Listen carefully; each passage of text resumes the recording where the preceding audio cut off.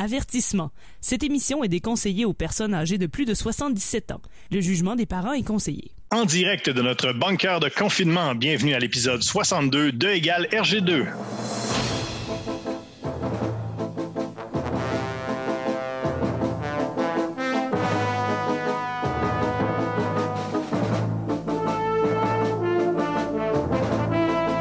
Amateurs de bande dessinée de Gogno et de Matraque Molle, bienvenue à votre rendez-vous pandémique de bande dessinée.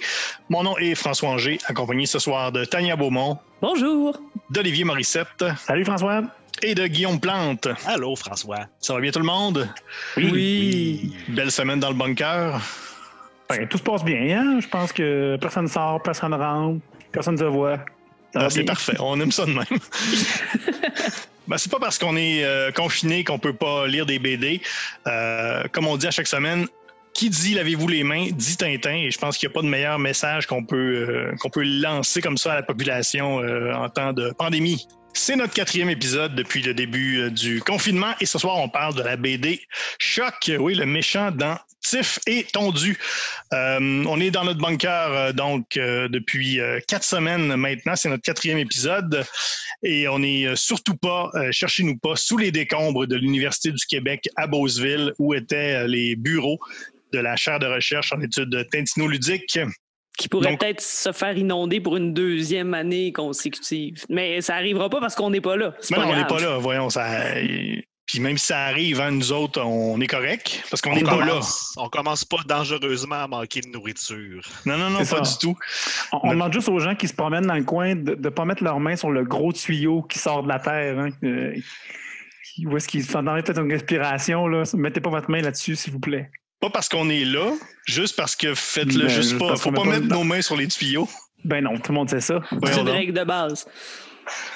On a des calzones encore pour 3 jours. C'est un très bon repas. Donc Choc, la BD de ce soir. 3 tomes qui sont parus il y a quelques années chez Dupuis, si je ne m'abuse.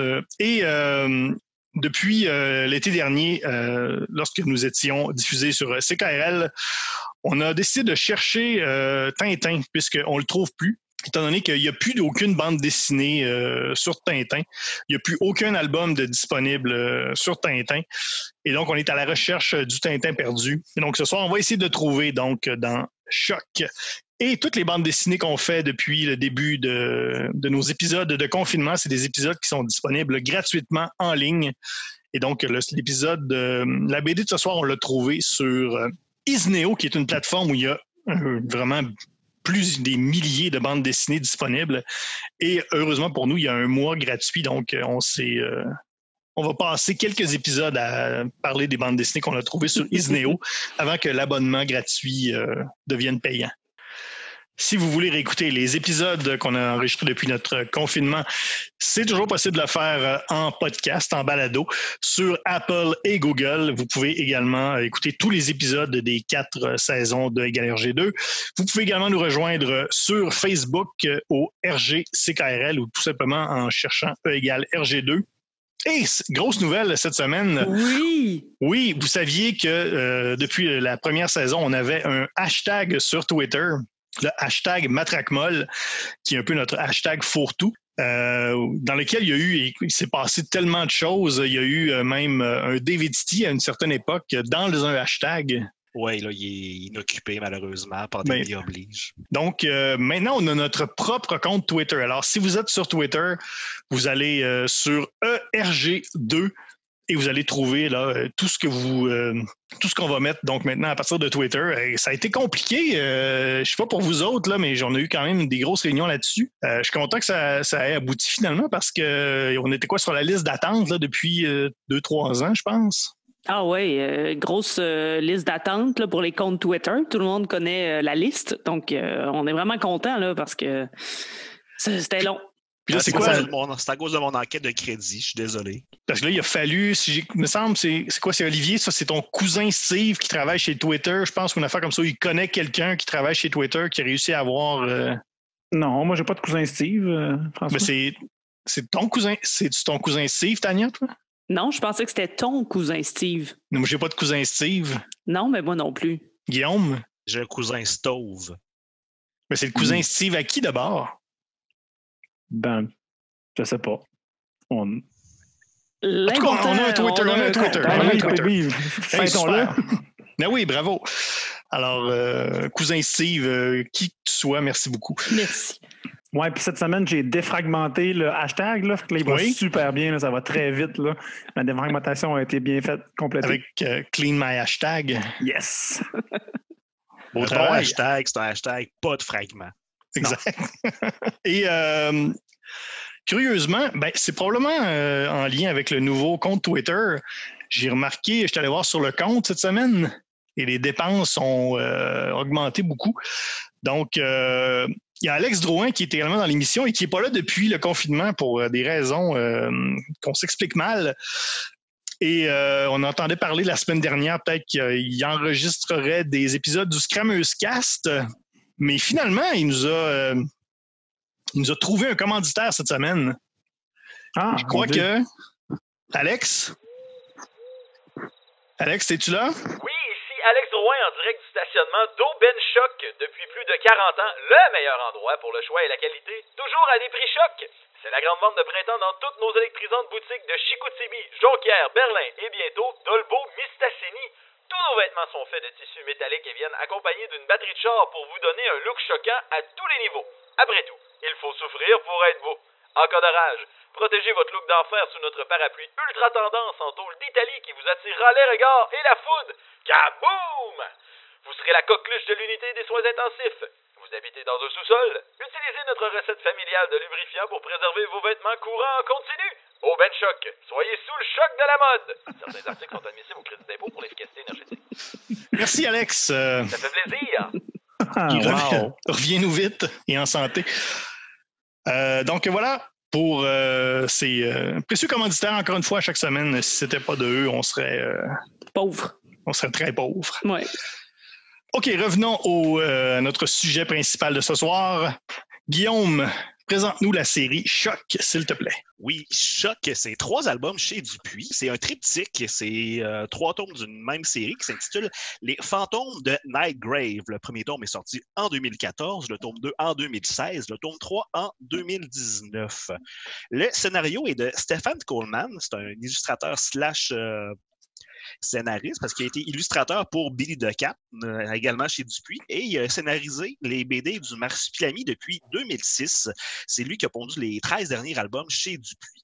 Et c'est illustré par Éric Maltête, qui a fait la série 421 chez Dupuis, avec Steven Desberg, qui a aussi... Steven Desberg a travaillé aussi sur la série Tiffé tondu de 77 à 90. On va en revenir plus tard parce que c'est full important. Il a aussi travaillé Maltête la série Zambada chez Glénat, Les Campeurs chez Bambou. Et ce qui est vraiment intéressant, c'est que Éric Maltête, c'est le fils de Willie Maltête. Willie Maltête n'est pas un chanteur country, contrairement à ce qu'on pourrait penser, mais c'est un grand BDiste connu sous le nom de Will, qui a illustré Tiffé tondu de 1949 à 1990. Pendant 41 ans, mes amis, qui a été ça se peut vivre autant de temps que ça? Semble-t-il, dans ce temps-là, ça vivait full vieux. Plus ça remonte à loin, genre dans le temps du Moyen-Âge puis de la peste bubonique, tu pouvais vivre facilement 200 ans. Est-ce que là, tu devais avoir tout un tunnel carpien? Oui. Et Will a été collaborateur de Franquin et Peyo, qui a beaucoup travaillé avec les décors, travaillé un petit peu dans l'ombre, là, mais c'était une bonne pointure dans le monde de la bande dessinée. Choc. C'est quoi Choc? Alors, si on veut, on se souviendra qu'on avait parlé de Red Ketchup à l'émission Gare G2. J'ai comme parlé pendant 3 semaines non-stop en ondes de Michel Risque, parce que Red Ketchup vient de Michel Risque. Dans le même esprit, c'est impossible pour nous autres de parler de Monsieur Choc sans mentionner Tiffé tondu. Alors, on ouvre une parenthèse tiffesque et tonduesque. C'est quoi Tiffé tondu? Tiffé tondu, c'est une série qui est longtemps tombée entre les cracks de l'inconscient collectif de la bande dessinée, mais qui est somme toute vraiment importante dans la BD européenne, belge dans ce cas-ci. Parce que c'est Fernand Diner qui a fait naître le personnage. Non, ce n'est pas le cousin de Kraft. J'allais tellement dire une niaiserie dans le genre. Fernand Diner qui a fait naître le personnage de Tiff dans le premier numéro du journal Spirou. Rien que ça. Alors, Tiff, c'est un personnage chauve et bedonnant. Fait que c'est un bedet pas cheveux sur le coco, qui vit des aventures rocambolesques, qui va se lier d'amitié avec un marin barbu, puis qui va fricoter dans l'Amérique des gangsters et dans le Congo belge. Est-ce que ça rappelle quelque chose à quelqu'un par pur hasard? Laisse-moi réfléchir. Oui, hein? Je pense qu'on parle de Lucky Luke. Oui. Je voulais le dire. Là. Je connais mes classiques. Alors, la série roule sa bosse pendant quelques années. Les dessins sont probablement beaux pour l'époque, mais au fil de recherche Google, Tiff étendu, Fernand Diner, c'est pittoresque le rendu. Alors, Will, le papa d'Éric Maltête, qu'on a parlé, prend la relève au dessin en 1949 pour le mieux. Alors, 2 ans plus tard, Fernand Diner, il se rend compte que, j'ai plus de fun. Fait qu'en 1951, il abandonne la série. Et il y a 2-3 scénaristes qui se la pitchent comme une patate chaude jusqu'à ce qu'elle atterrisse entre les mains de Maurice Rosy, qui a écrit quelques albums de la série Spirou. Il a été directeur artistique des éditions Dupuis. Bref, c'est un monsieur. C'est un quelqu'un qui a carrément été engagé comme créateur d'idées chez Dupuis. Fait que c'était comme un gars qui réglait des problèmes, on dirait. Fait que Rosie, il se fait pitcher. Il cassait des jambes ou... Non, il réglait des affaires. Ah, OK. Clin d'œil. Fait que se fait pitcher la série, puis il a avoué lui-même être pas particulièrement chaud à l'idée de faire des aventures fantaisistes, funny, fun, Tintin des pauvres comme ses prédécesseurs. Il s'est dit non. Moi, je veux faire un polar, fait que ça va être un polar. Et il a fait un polar. Et il tripait pas vraiment sur 2 grassouillets, un chauve puis un barbu. Il a dit lui-même, la reprise de personnages comme Tiff étendu, un manchante guerre, je ne le trouvais pas beaucoup de possibilités d'avenir. Il fallait donc leur trouver un adversaire compensant la faiblesse des personnages vedettes. Ça, c'est la trace d'un homme qui aime ce qu'il fait en ce moment. Fait qu'il trouvait que Tiff étendu était poche. C'est rarement un plus dans une série. Fait qu'il a décidé de leur donner un adversaire fort. Il a écrit l'album Tiff étendu contre la main blanche, où il introduit une organisation criminelle mondiale avec à sa tête un mystérieux gangster en tuxedo avec un casque de chevalier, Monsieur Choc en personne. Maurice Rosy va jamais se cacher d'avoir carrément calqué son Monsieur Choc sur Fantomas pour en faire un gentleman criminel dont on voit jamais la face. Parce que même quand on le démasque, parce qu'il y a un casque de chevalier, quand on l'enlève, le masque qui se cache sous le home n'était pas le sien. Un masque en dessous d'un masque, guys, c'est Scooby-Doo avant Scooby-Doo. Mais évidemment, je présume que dans ces bandes dessinées-là, si tu enlèves le masque, il y a un autre masque en dessous, tu peux pas enlever le masque qui est en dessous. Tu as juste le droit d'enlever un masque. Ouais, c'est ça. C'est ça que je comprends? Exactement. OK, ouais, je vois. C'est bon. Un enlevage de masque. OK, c'est correct. C'est bon d'avoir des règles. Fait que c'est un bon méchant classique qui s'ouvre toujours à la fin de l'épisode, parfois en simulant sa propre mort pour mieux revenir avec un autre plan tannant. Mais ça, c'était vraiment l'épice qui manquait à la série pour qu'elle trouve sa ligne directrice parce qu'elle va tenir pendant encore 42 ans. Malgré quelques changements d'auteur, ça va rester polar, crime, détective amateur jusqu'en 97 avec 45 albums, dont 13 avec Monsieur Choc comme antagoniste. Ça l'a tiré retombé dans l'oubli, mais ça a reconnu une renaissance surprenante avec la série dérivée Choc, qu'on est en train de parler ce soir. En 2014, il y a même un retour de la série mère qui s'est fait en 2019, mené par Robert et Blotch. Ben oui. Ma mère m'avait envoyé un article du Soleil qui en parlait. Oui, c'est ma seule contribution. On la remercie. Ben oui. Et donc, Choc, spin-off de Tiff étendu, c'est quoi? Alors, la série, c'est un prétexte à enfin révéler le vrai visage qui se cache sous le home, celui de Eden Cole Jr., un pauvre petit gamin britannique, fils alcoolique qui travaille pour le Lord Essex du manoir de Nightgrave, d'où le titre, pour ceux qui s'en souviennent.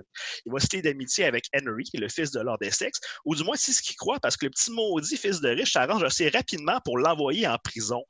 Donc, ce qui commence comme une histoire de Charles Dickens vire assez rapidement au vinaigre quand Eden s'acoquine avec une gang de pickpockets. Et le vinaigre lui-même tourne au vitriol ou une autre substance dégueulasse quand la vengeance s'en mêle. Oui, c'est ça. La margarine au vitriol et au vinaigre. Fait que quand Eden décide de se venger de tout le monde, puis le vol à la tire, il donne pas assez de thrill, fait que ça ouvre la porte au kidnapping, au trafic de toutes sortes et même au meurtre. Fait que imaginez si Oliver Twist avait fait un enfant faire avec le film Joker avec Joaquin Phoenix, et on aurait quelque chose qui ressemble pas mal à ça. Après 20 minutes de résumé, mes amis, c'est là où nous sommes rendus. Mais moi, j'aurais aimé savoir tout ça avant de commencer à le lire, mais bon, écoute, je vais essayer de rembobiner dans ma tête puis me replacer en contexte comme ça. On est rendu à l'épisode 63. Vous êtes qui? Parce que oui, moi, j'ai quand même lu un album peut-être de Tiffé Tondu. J'étais familier parce que j'avais comme des recueils Spirou où est-ce que c'était abordé, mais c'est vraiment très loin dans ma mémoire. Fait que quand j'ai entendu parler qu'on allait faire un épisode sur Choc sans parler de Tiffé Tondu, j'ai trouvé ça parfait, là. Oui, merci Guillaume. Vous savez, tu t'es quand même vraiment beaucoup donné ce soir. Il y a une historique derrière ça. Quand même. Il fallait quand même 40 ans de BD. À la place de dire, ouais, c'est un gars poilu, puis un gars pas de cheveux, puis c'est ça. Puis c'est l'inverse de leur nom. C'est la magie du nom de la série. Tiff, il est chauve. Tondu, il l'est pas pantoute. Hey, c'est incroyable, pareil. Ça s'invente pas. C'est comme Boule et Bill, mais avec 2 humains. Oui. Oui, mais aucun des 2 personnages de Boule et Bill est une boule. Ni humain. Aucun de facture, rien. Je pense que maintenant, on sait vraiment où on s'en va. Les 2, c'est des personnages de bande dessinée, c'est pas des humains. Exactement. OK. Bon. Si on veut aller dans le philosophique profond. Mais non, on veut pas. La façon de fonctionner donc à l'émission, c'est que nous 4 allons à tour de rôle vous parler de notre appréciation de la BD Choc et après, on va faire une espèce de quiz. Pas un quiz vraiment, hein. Il n'y a pas de gagnant, il n'y a pas de bonne réponse ni de mauvaise réponse, mais on va associer chacun des personnages de l'univers de Tintin à un personnage qu'on trouve dans la BD Choc. Et c'est comme ça qu'on va peut-être réussir à la fin de l'émission trouver le Tintin perdu dans la BD Choc. Donc, on pourrait y aller. Olivier, c'est toi qui commences d'habitude parce que tu es le plus intelligent de nous 4. Oui. Pas oui, ce que tu dis, mais oui, je vais y aller. Ça avait une grande valeur pour moi. Oui, la BD Choc, hein, donc comme on l'a dit, triptyque aussi. Il faut dire que les 3 tomes bouclent une histoire aussi, là, ce que je pense qu'il est important de mentionner là, déjà. Là, fait que c'est une histoire qu'on peut lire, là, puis on arrive à une certaine fin, là, à la fin du 3e. Là. Ouais, je pense que oui. Hein. Oui. Je commence toujours par le style de la BD. Hein, un dessin, je dirais qu'il est convenu, mais très efficace. Hein, quelque chose qu'on a déjà vu, mais bien exécuté. Une belle BD assez claire, là, puis bien faite. Là, on se le dit. On sent qu'il y a de l'expérience derrière tout ça. Je trouvais que c'était une BD intéressante, surtout pour son agilité ou sa fluidité dans la trame narrative. Là. On se promène beaucoup entre les flashbacks, entre le passé, le présent, puis on découvre l'histoire de Choc là, dans tout ça, mais de façon très bien faite, là, comparé à d'autres BD qu'on a parlé dans les dernières semaines où est-ce que les flashbacks étaient moins bien faits, là, ou l'arc narratif moins bien ficelé. Dans Choc, j'ai vraiment apprécié ce volet-là de la série. C'est pourquoi je pense que c'est une lecture assez intéressante, là, des volumes de 85 pages, là, fait que quelque chose de bien... où est-ce qu'on a de la lecture quand même pour un certain temps, là, puis bien fait, là, bien intéressant. Aussi, on revient à le personnage de Choc qui a un home, hein, on l'a dit tout à l'heure, c'est un personnage avec un casque de chevalier. Ça m'a plutôt marqué là, un méchant avec un casque de chevalier, puis je me suis dit, est-ce qu'il y a d'autres méchants casqués qui existent là, dans la BD? Puis tout de suite, on pense à certains personnages, hein, entre autres, Darth Vader est un personnage casqué, hein, puis Boba Fett aussi là, en même temps.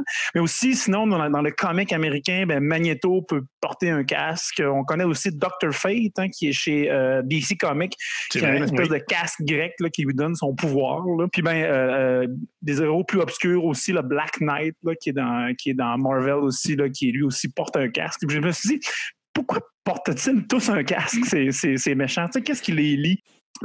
C'est des vilains tout d'abord. Fait que c'est un trait commun, mais je pense pas que c'est ce qui est le plus important là, pour porter un casque. Là. Il y a d'autres gens qui portent des casques qui sont pas des vilains. Mais il y a des super-héros avec des casques, mais eux autres, ils ont comme le suit au complet. Fait que je sais pas si ça peut avoir un lien aussi. Tu sais, Iron Man, les Power Rangers, ils ont un casque, mais ils ont le reste là, du corps masqué aussi. Ouais. Et si c'est dans un film de super-héros, il y a toujours... essayer de remarquer, ils vont toujours essayer de trouver un moyen d'enlever le casque du super-héros pour qu'on voit la tête de l'acteur. Ouais, il y a juste Batman où tu peux pas le faire. Juste Batman qui a encore son identité secrète casquée. Effectivement, je me suis dit, est-ce que c'est l'identité secrète? Est-ce qu'ils se cachent derrière leur casque? Mais tu sais, quelle mauvaise façon de passer inaperçu que de porter un home en pleine civilité. Fait que là, c'est sûrement pas ça qui lie le fait de porter un casque. Je dis, est-ce qu'ils sont laids? Oui, ils sont souvent défigurés, à vrai dire. Ouais, mais pas besoin d'être. Il y a des méchants laids qui restent laids sans se cacher. Là, c'est pas un trait qui les lie. Fait que là, je me demandais qu'est-ce qui peut lier tout ça. Puis ce matin, en me brossant les dents, c'est là que je m'en suis rendu compte. Peut-être puent-ils tous de la bouche. Avez-vous déjà vu Darth Vader se brosser les dents? Avez-vous déjà vu Boba Fett se passer la soie dentaire ou même Choc prendre une grande rasade de rince-bouche? Non. Jamais. Alors, voici mon hypothèse, que tous ces méchants ne cachent pas leur visage, mais bien préviennent les autres personnes de la mauvaise haleine. Puis derrière chaque masque se cache donc une personne qui a honte de sa bouche.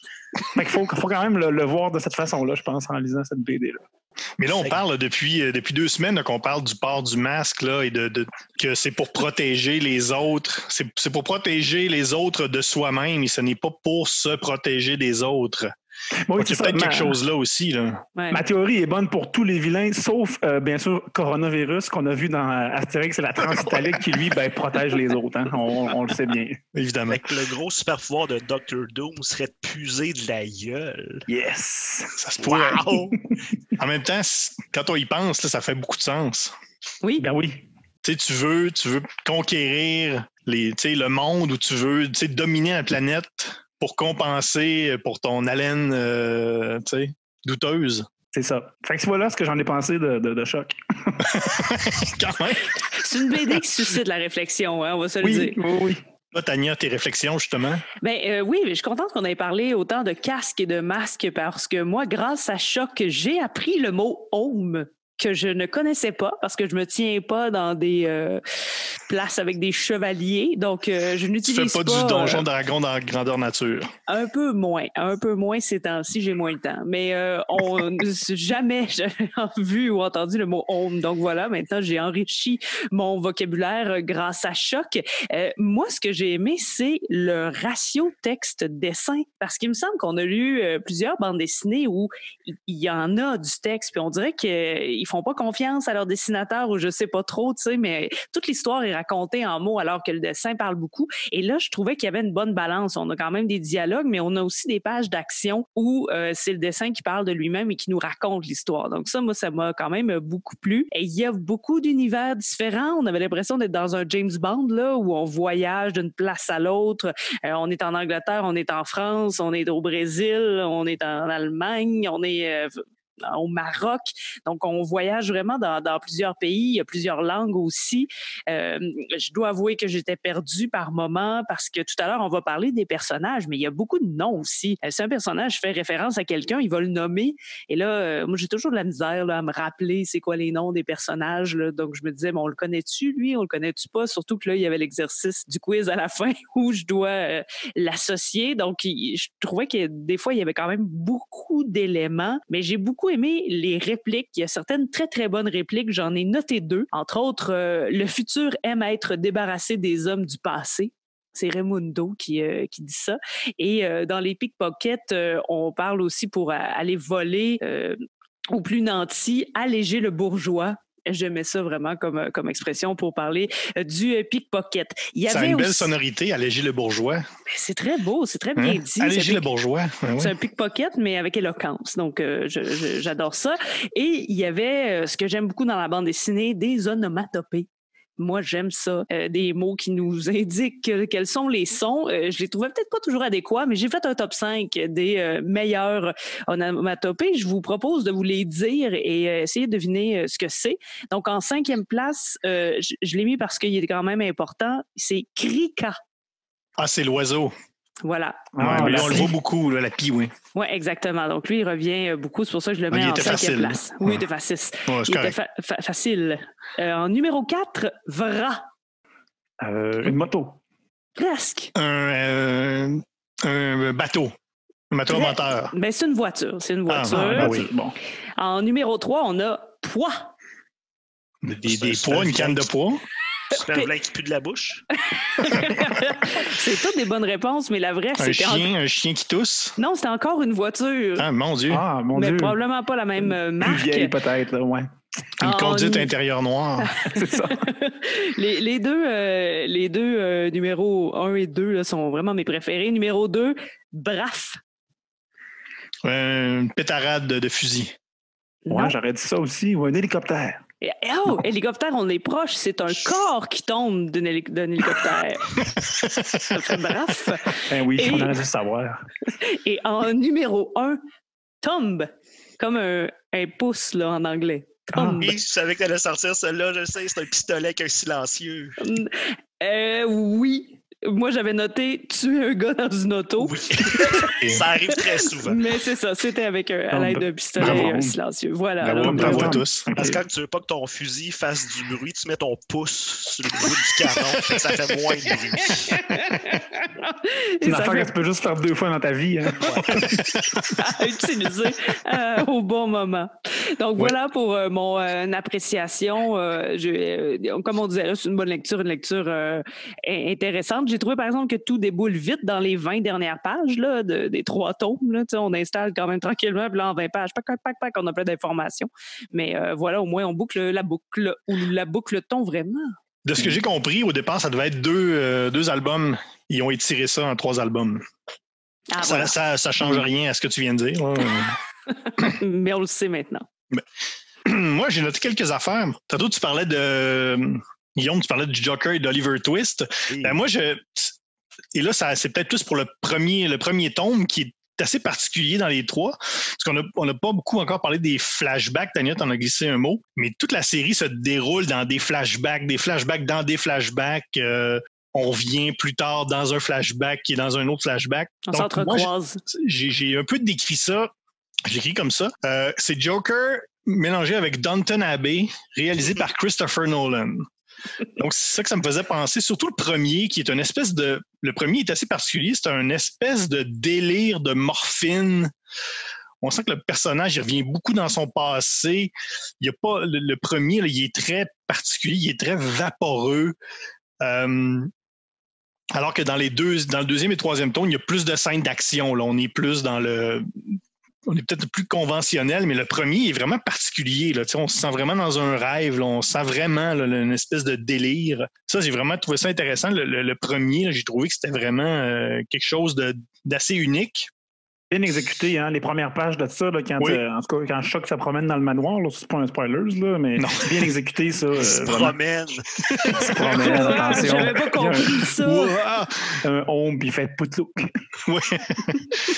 Un truc aussi que j'ai trouvé quand même intéressant, c'est que ça reste quand même du dessin style journal Spirou, là, un peu le style maison du journal Spirou. Mais il y a quand même des scènes quand même assez violentes. Ça, j'ai trouvé ça intéressant, cette espèce de contraste-là entre des scènes quand même assez violentes avec des vrais morts, là. Des vrais morts de non-humains, parce que c'est des personnages de bande dessinée. Parce que oui, Diffé Tondu, c'était quand même très bon enfant, c'est très Ouais. tintinesque. Puis là, à la première ou deuxième page, il y a quelqu'un qui se fait tirer dans la face, puis on voit le résultat final. Là. C'est pas Oui. beau, là. Il avait C'est pas mis son propre. pouce, là.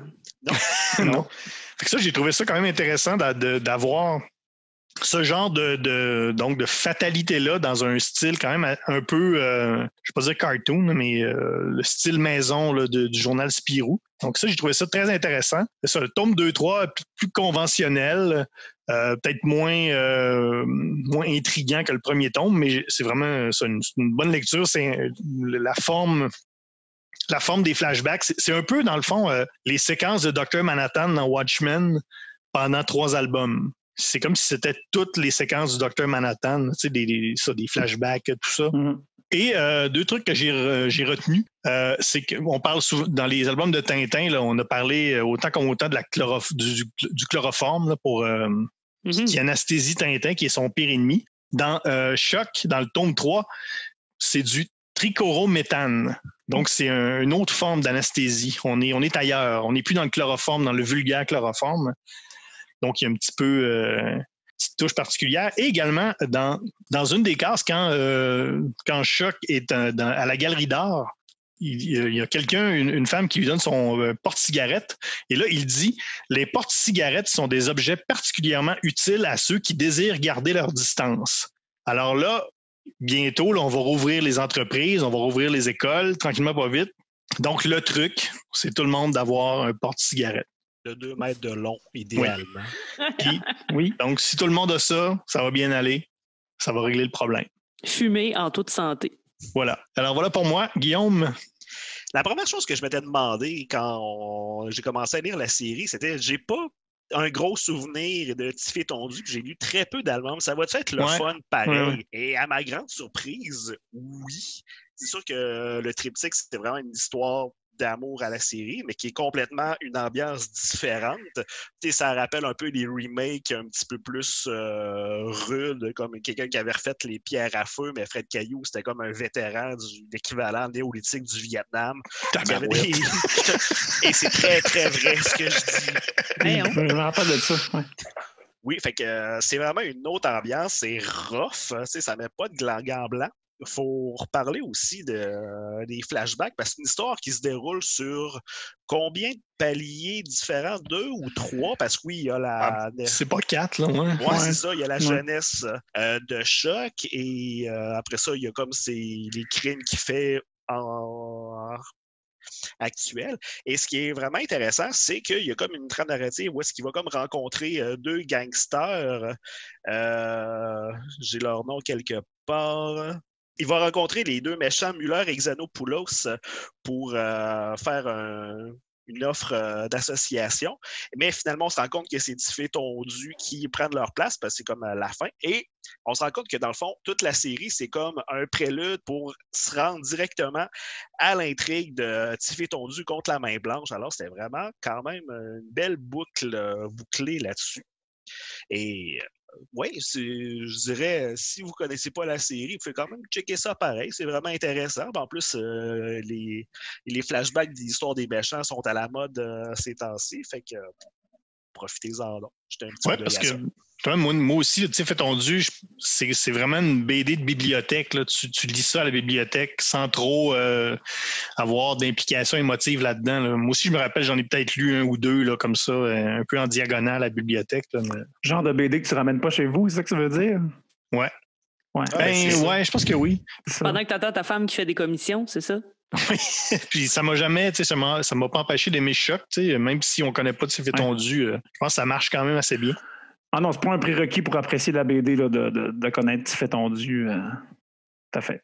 Mais d'après moi, il y a plusieurs références disséminées dans la série pour les amateurs de la série. Bon, comme je disais tantôt, on va essayer maintenant de trouver Tintin dans Choc. Et comment on le fait? C'est par une méthode quand même très scientifique. C'est-à-dire qu'on prend tous les personnages de l'univers de Tintin, ou du moins les plus connus, et on essaie de leur trouver un parallèle dans la BD Choc, et comment, donc scientifiquement, on va réussir à donner une note à tout ça. C'est avec le taux Tintin. Donc, chaque membre de l'émission, à la fin, va donner sa note sur 100, son taux Tintin. On va ramener ça à une note finale qui sera le taux total Tintin. Et ce taux total Tintin, on va le convertir en graphique en pointe de tarte, qui est évidemment un graphique en pointe de tarte Tintin. Et si vous suivez l'émission depuis plusieurs années, vous savez qu'on a, nous, une fascination pour un instrument qui s'appelle un goniomètre. Et Guillaume, qui est notre spécialiste en goniométrie, qu'est-ce que ça fait, un goniomètre? Un goniomètre est un appareil conçu spécifiquement pour mesurer les gonios. Et malheureusement, on n'a plus de goniomètre. Il est dans les décombres de l'Université du Québec à Beauceville. Et donc, on décide de compter en Tintin, ce qui est tout aussi correct. Et pour ceux qui font le calcul à la maison, ceux qui ont un goniomètre à la maison, c'est très simple. Pour convertir, un Tintin, c'est 1,33 gonios. Donc, avant de passer au personnage de Tintin, j'aimerais savoir, justement, on parlait tantôt du Joker, il y a eu le film sur le Joker, il y a eu l'origine de Darth Vader, et là, on a Choc. Est-ce qu'il y aurait d'autres méchants de la bande dessinée qui mériteraient comme ça d'avoir leur histoire d'origine racontée? Ben César. Tu sais, dans Astérix, sérieusement, César, on connaît pas vraiment sa vie. Oui, c'est vrai. Hein? C'était quoi? C'était un empereur Quoi? En tout cas, je sais pas c'est quoi sa mort non plus. Là. Je vais regarder sur Wikipédia, donne-moi un instant. OK, César, ce serait une salade. Ah, OK. Bon, c'est ça, les personnages inventés. Hein. On leur donne toutes sortes de noms. Sinon, quoi d'autre? Ben, moi, j'avais pensé à Thanos, hein, le méchant dans Marvel. Je pense que je sais d'ailleurs un peu son origine. Là. J'ai lu ça là, à quelque part. Là. On dit petit garçon potelé qui est tombé dans une cruche de Kool-Aid galactique. Mauve de colère et de face. Il terrorise son école et accessoirement tous les univers. Hein? Mais peut-être que c'est pas ça. Là, on pourrait le réinterpréter aussi. Là. On l'a pas vu, ça, dans le film. Non, mais on voit juste l'actuel. Ben, sinon, il y a toujours Rastapopoulos.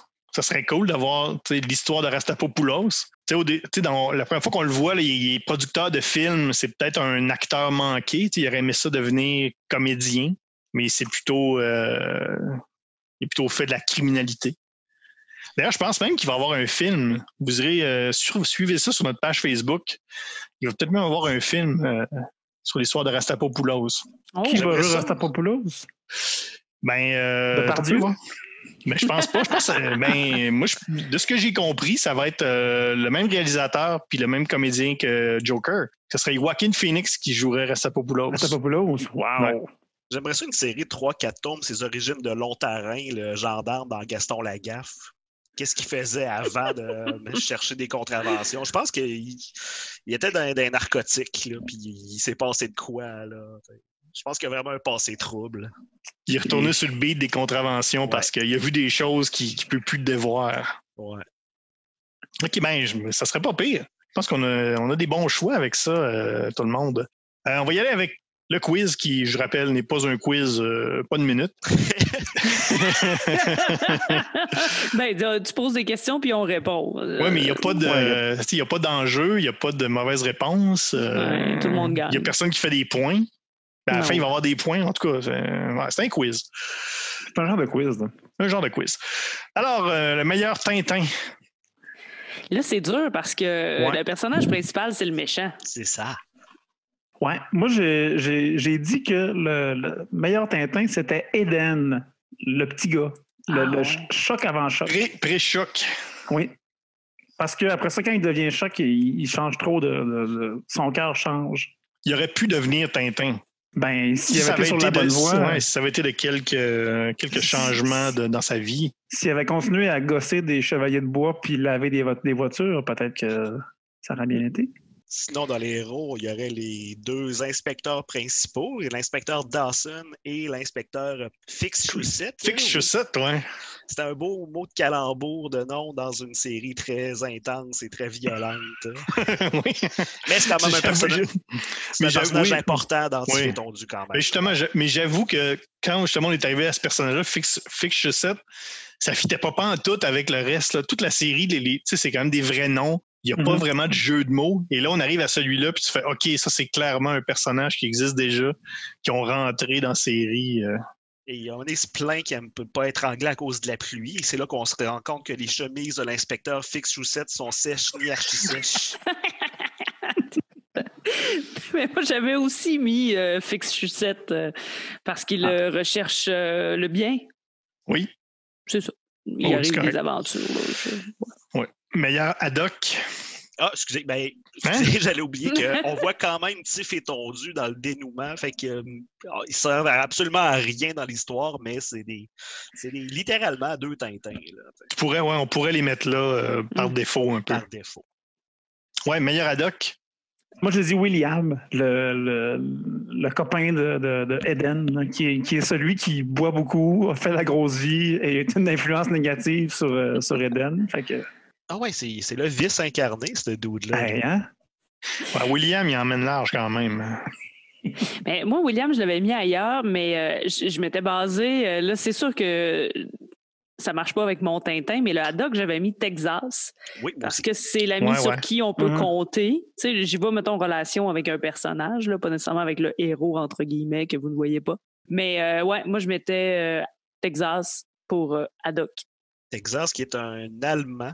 Alors, c'est un beau flou de nationalité sur un seul personnage. Mais c'est drôle parce que justement, Shock, il trône comme le grand méchant de la série. Fait que tout le monde est un peu son subalterne.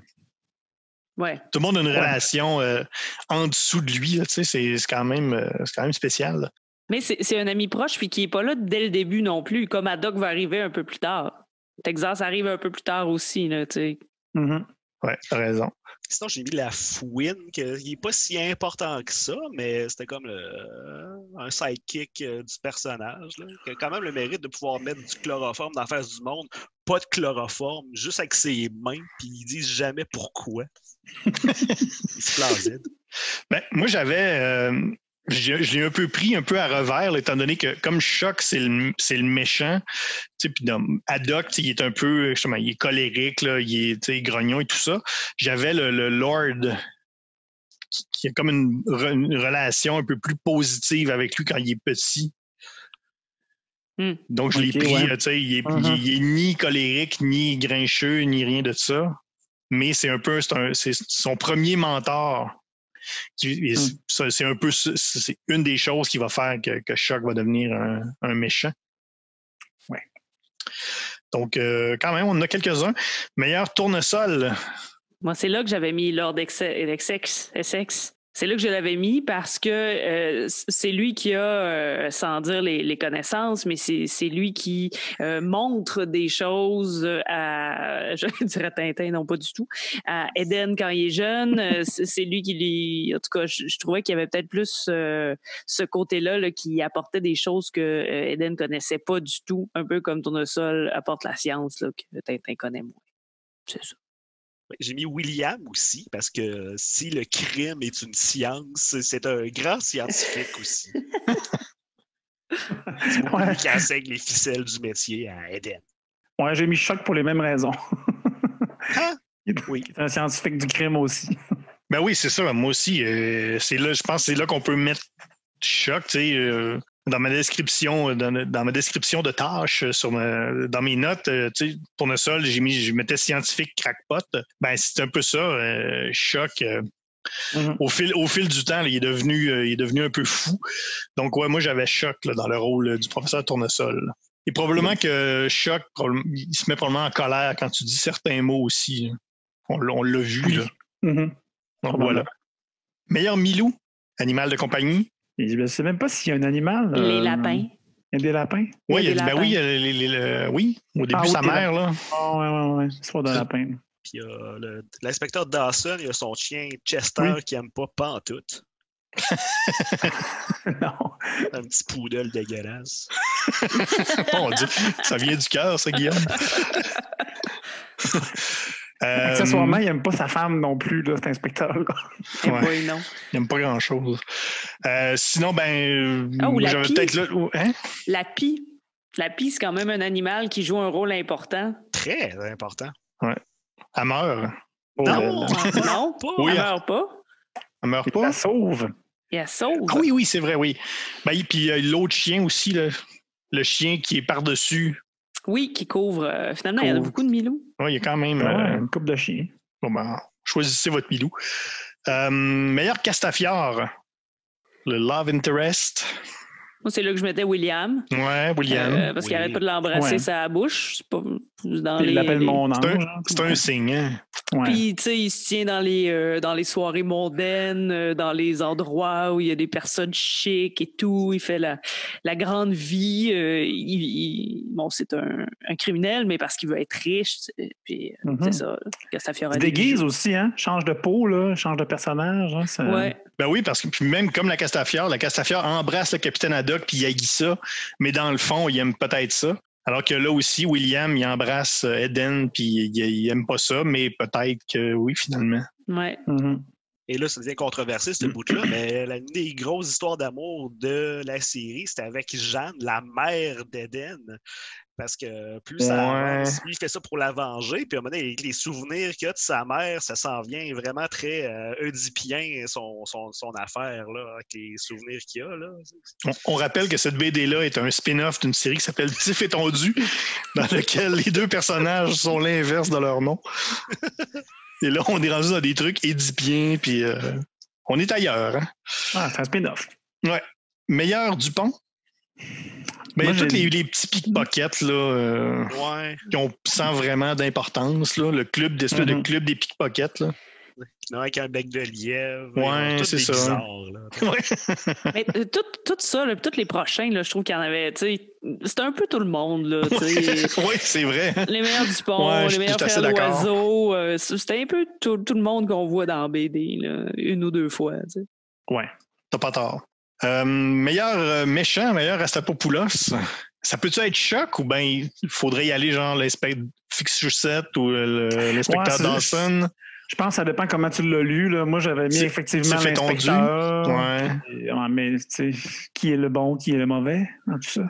Ah, moi, je vais mettre Choc parce que c'est vraiment le meilleur méchant, Oui. là. Ouais. Oh, ben c'est sûr. Bon. Tu sais, dans le film du Joker, les méchants, c'est les bons.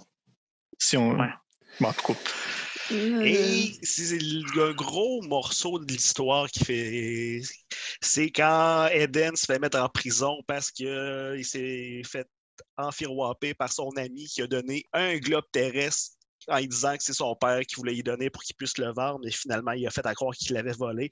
Donc, s'il avait réussi à exprimer le fait que c'était pas vrai, rien de tout ça serait arrivé. Fait que je pense que le plus gros méchant dans l'histoire, c'est le retour triomphant du concept abstrait du manque de communication. Oui, enfin! Hey, ça faisait longtemps, ça faisait plusieurs mois qu'on l'avait pas. Ouais. Il revient en force là-dessus, je trouve.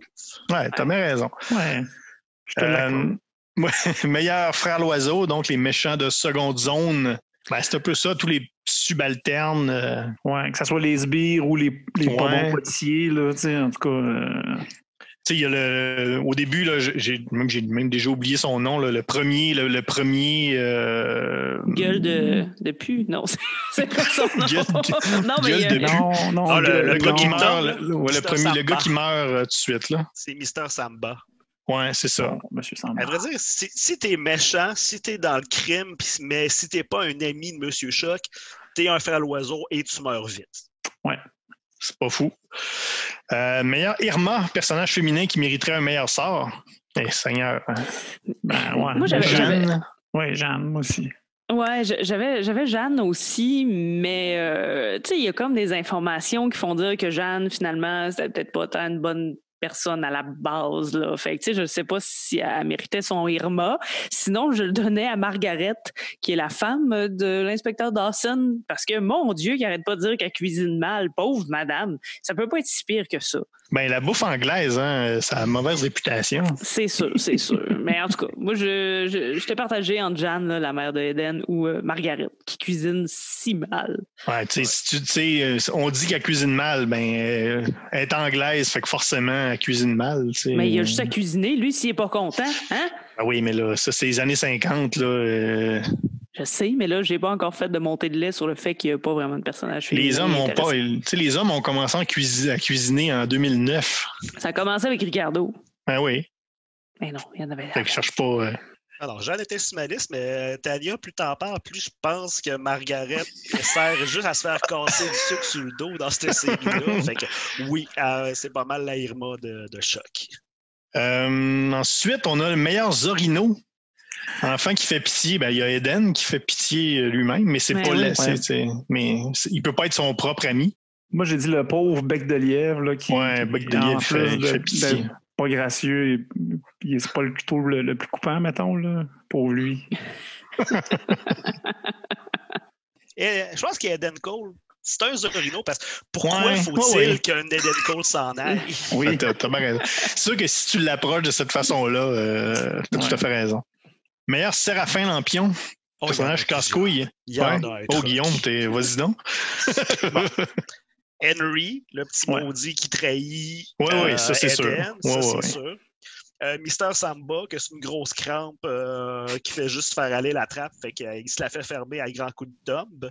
Mm-hmm. Il y a Donald, le policier qui se fait tirer puis utilise son dernier souffle pour dire à son collègue que sa femme, c'est un super coup. Oui. By the way, j'ai couché avec ta femme. Lol.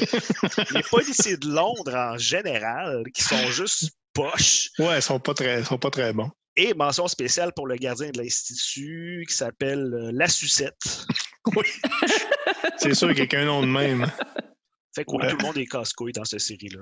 Ouais, je pense que tu as bien résumé. Quelqu'un d'autre, quelque chose à rajouter? J'avais juste Henry. Ouais, moi aussi. Henry me suffisait, là. Non, c'est correct. Je pense que Guillaume a bien résumé la situation pour nous tous. Meilleure boucherie sans eau, meilleur commerce. Il y a beaucoup de petits pubs dans lesquels... comment il s'appelle le dernier? Le Night... Wooden Night. Le Wooden Night, ouais. Ben oui. Moi, sinon, je dirais le très, très lucratif commerce d'armes de choc. Qui vend des armes à tour de bras, puis ça semble être payant. Il y a pas mal tout ce qu'il faut, hein? Une base secrète, un sous-marin, plusieurs avions. Ça semble assez payant. Mais il n'y a pas, j'allais dire pignon sur rue. J'allais dire fenêtre sur cour, mais c'est pas ça. Il n'y a pas fenêtre sur cour non plus. Quand t'as pas pignon sur rue, t'as pas fenêtre sur cour. T'as bien raison. Il y a le Hackman's Art and Antiques, c'est comme l'antiquaire où est-ce que Eden essaye de vendre son globe terrestre puis il se fait avoir bien raide. C'est quand même important. Ouais. Les antiquaires sont toujours capables de reconnaître si le globe terrestre a été volé, tu sais. Essaye jamais de crosser un antiquaire. On va se le dire, là. Ils en ont vu d'autres. Meilleur goniomètre, un objet intéressant dans la série. Le Home. Le Home de Choc. D'ailleurs, je trouve tellement qu'ils ont laissé du cash à la terre passer. Choc, il revient chez lui, puis il appelle pas la série Home Sweet Home. Je sais, Guillaume, je partage la même réflexion. C'est terrible. Ouais, mais sauf que, justement, on n'est pas dans le jeu de mots, là. Ouais. On est dans les fantômes de Nightgrave, là. On est dans le... on est dans le retour en arrière, on est dans la mélancolie, là, on est dans le personnage qui vit des tourments. Ça s'appelait Home Sweet Home. C'est le festival de la rigolade, là. Non? Ouais. Sinon, il y a le globe terrestre en lapis-lazuli qui est critique à l'histoire. Ouais. Et il y a la photo de sa mère qui traîne tout le temps avec lui aussi. Mais c'est moins une machine, c'est comme plus un objet. Photo de sa mère qui est déchirée avec du sang dessus. Hein? Quelque chose, un objet vilain, disons-le. Et il y a le tank de Eden Senior qui s'appelle Evelyn. Oui, comme tous les bons tanks. Oh, oui. Et finalement, on va y aller avec le meilleur Michel, personnage qu'on voit pas beaucoup, mais qui a vraiment trop de charisme, qui, faut le rappeler à chaque semaine, là, parce que c'est pas tout le monde qui se souvient qui est Michel dans l'œuvre dans Tintin. C'est bien sûr l'ingénieur de la fusée dans Objectif Lune, qu'on voit 3 cases, qui a clairement pas été dessiné par Hergé, parce qu'il est beaucoup trop beau bonhomme. Et il est DTF. Allez voir ça sur Internet, tapez ça. Acronyme DTF. Moi, j'irais avec tous les Brésiliens. Il y a comme un moment où on est à Sao Paulo, puis il y a une petite fête, puis il y a du beau monde. Ouais. On le voit peu. Ils sont beaux et charismatiques, ils ont du bagou, ils ont l'air d'avoir du plaisir. Ils resteront pas beaux longtemps, mais... Non, mais... Le temps qu'ils sont là, sont beaux. C'est ça. Moi, je dirais le SS. William entretient une relation avec un nazi. Puis c'est quand même c'est vrai. Hein? Un beau arien, là. Il est vraiment un beau nazi. Comment voudrais-tu le dire autrement? T'as bien raison. Oui. On le voit pas longtemps, mais il a un bel uniforme. Je sais pas. C'est vrai qu'il y a le profil du Michel. Ouais. Le personnage qui flash le plus dans cette série-là, c'est l'espèce de masseuse africaine dans une histoire de gangster. Et elle sort de nulle part, en bedaine, elle a plus d'yeux, puis elle dit à M. Choc, « Hey, bois ça, c'est du venin de serpent, puis mon sang. Ah ouais, cale! » C'est vrai. Ça avait une séquence hallucinante. Fait que... elle laisse sa trace. Ouais, gros dimanche après-midi pour Choc, hein? Elle laisse se ramasser par la vaudou, là. C'est vraiment des bons choix de Michel. Merci, les gars. Quand même, hein, il y en a beaucoup. Ben oui, écoute, on a fait le tour, tout le monde. Yes. Hey là là, wow. Êtes-vous prêts à me donner votre taux Tintin? Oui. Pendant que j'ouvre ma calculatrice. Ben, je vais y aller. Moi, j'en ai 21. 21 sur 100. Pourquoi? C'est dans les petits détails. Parce que, bon, je trouve qu'on est quand même assez loin d'une aventure de Tintin. Premièrement, parce que le personnage principal, c'est le méchant. Donc, en partant, on est en bas de 50. Là. Mais c'était dans les petits détails. Par exemple, il y a quand même beaucoup de voitures. Il y a un amour pour les voitures aussi, là, comme les fameuses conduites intérieures noires. Il n'y en a pas là-dedans, mais il y a quand même des détails là-dessus. Les avions. Il y a beaucoup d'avions. Un peu comme dans Tintin, on a différents modèles aussi. Il y a un personnage qui s'appelle Muller. Donc, en partant, je trouvais qu'il y avait une petite ressemblance. Il y a le fameux chloroforme qui est peut-être une autre sorte, mais en tout cas, on fait perdre connaissance à quelqu'un avec un chiffon et on voyage beaucoup. Donc, voilà, c'est dans les petits détails et tout ça donne 21 de mon côté. Ben, moi aussi, Tania, je te rejoins quasiment parce que j'avais 20. Au début, je savais pas trop, là, mais j'ai fait, bon, il y a 3 albums, il y a 4 lettres dans Choc, fait que 3 x 4, 12. Plus les 8 derniers pour faire 20, ben ça, c'est toutes les petites affaires, un peu dans le même genre que toi. Là. On est pas loin des classiques de la BD franco-belge là, d'aventure dans la suite, dans Tif et Tondu. Donc, je mets un peu de lien là-dedans. Puis justement, la criminalité, c'est plus hard que Tintin, mais il y a quand même des éléments. C'est un peu si Tintin. Ça aurait pu être ça aurait pu se passer dans le monde de Tintin si le monde de Tintin était bien trash. Fait que ça, 20. Un spin-off d'Alan Thompson, peut-être. Ouais, c'est ça. On aurait pu arriver à quelque chose de si semblable. Là. Tu veux dire Alan Thompson, le célèbre contrebandier, oui, Olivier? Oui. Je ne vais pas dire son nom complet, là, juste pour sauver du temps. D'ailleurs, pendant que j'ai la parole, moi, j'avoue que j'ai trouvé plus le Tintin que vous autres là, dans cette BD-là. J'ai donné 37. OK. Je trouvais que c'était une BD depuis 4 semaines, là, une BD qui était plus dans le réel, là, disons-le comme ça, là, policière. Là, je trouvais effectivement que c'était ce type d'intrigue-là, puis de limitation des personnages là, qui sont des genres de vrais bonhommes, là, disons-le comme ça. Là. qui m'appelait je trouvais qu'il y avait une fibre assez Tintin là-dedans, mais c'est sûr que bon, la violence, on l'a dit, puis je trouve aussi que l'axe de la temporalité là-dedans est vraiment pas celle de Tintin. Là. Tintin, c'est très, très linéaire, là, puis c'est ce qui faisait la grosse différence. Là, mais je trouvais quand même un 37 Tintin. Guillaume? Ah, moi, je vais être sévère. Je vais mettre 8 Tintins. Je vais mettre 0 au début, mais il y a quand même un peu de Tintin là-dedans. Parce qu'on est tellement loin de la trame du RG qu'on connaît et qu'on aime. T'sais, si Tintin avait adopté la trame de Choc, je pense que Tintin au Congo, ça aurait commencé avec Tintin qui se réveille avec une seringue dans le bras, puis à la place de faire exploser des rhinocéros, genre, il l'étranglerait, puis il finirait à un grand coup de tortue.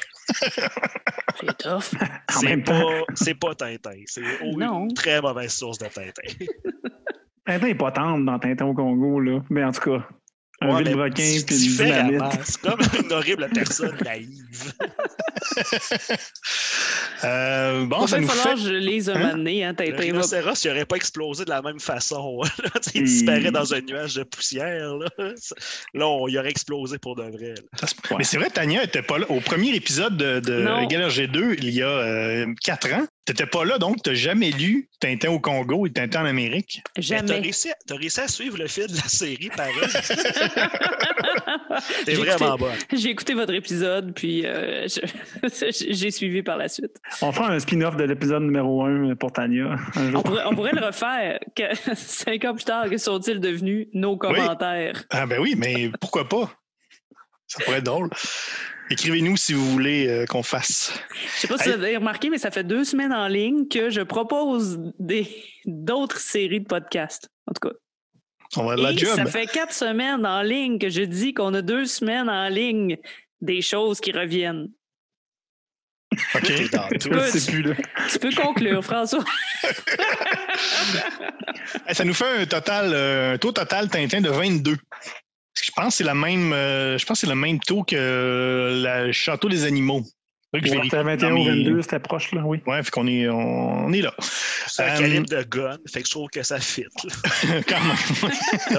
Tom. La semaine prochaine, je pense même qu'on peut déjà l'annoncer. La semaine prochaine, on va lire. On retourne au Québec. On voulait faire une BD québécoise, hein, parce qu'évidemment, on aime ça particulièrement. Et c'est important de partager ce qui se fait au Québec, hashtag Je lis bleu. Donc, Far Out, 2 albums de Olivier Carpentier et Gauthier Langevin. Donc, c'est ce qu'on va lire pour vous. Pour la semaine prochaine, c'est toujours possible, bien sûr, de nous réécouter en balado les 4 saisons. Tous nos épisodes, les 62 épisodes, sont sur Apple et Google. Également sur Facebook, cherchez E=RG2 ou RGCKRL. Également, nouveauté, le Twitter. On a un compte Twitter dédié, donc ERG2 sur Twitter. Également le hashtag MatraqueMolle qui est toujours bien utile et avec lequel vous pouvez nous rejoindre. Donc, ça fait le tour pour ce soir. On rappelle qu'on a parlé des 3 tomes de Choc, les fantômes de Nightgrave, un spin-off. Est-ce qu'il y a un meilleur mot en français? Une suite? Pas une suite, mais... Une relecture. Pas une relecture, mais un spin-off de Tiff étendu. Là, c'est, spin-off. Un pivote de... Oui, merci Guillaume.